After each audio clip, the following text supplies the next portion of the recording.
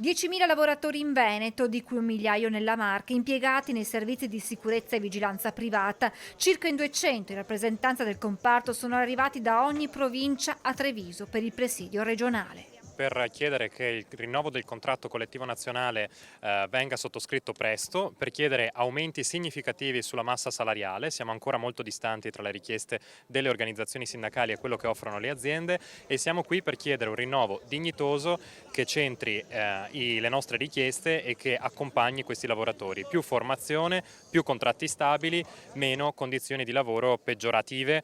A questo si aggiungono orari di lavoro che rendono complicata la conciliazione tra vita privata e professionale. Sono lavoratori che lavorano nella stragrande maggioranza durante l'orario notturno, pertanto per poter, come dicevamo prima, garantire a se stessi e alla propria famiglia una retribuzione dignitosa sono costretti a fare tante ore anche di straordinario, pertanto lavorando la notte fanno 10, 12, anche 13 ore di lavoro. Quando la famiglia sta per iniziare la giornata, il più delle volte loro devono andare a dormire. Per Marchetti della Tux Will regionale c'è poi un paradosso legato al settore della vigilanza in continua evoluzione. Sia i servizi fiduciari che le guardie giurate operano comunque in appalti pubblici, lavorano in servizi sempre più specializzati dove viene chiesta sempre più specializzazione, quindi in cambio della specializzazione non hanno il salario.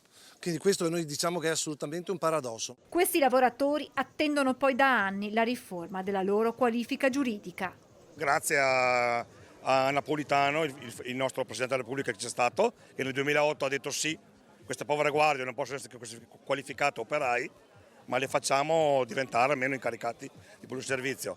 Stiamo aspettando questa qualifica di pubblico ufficiale, speriamo, come le altre forze dell'ordine. Se non dovessero arrivare queste risposte? Continueremo la mobilitazione anche utilizzando lo sciopero in coordinamento con le nostre segreterie nazionali e in maniera unitaria.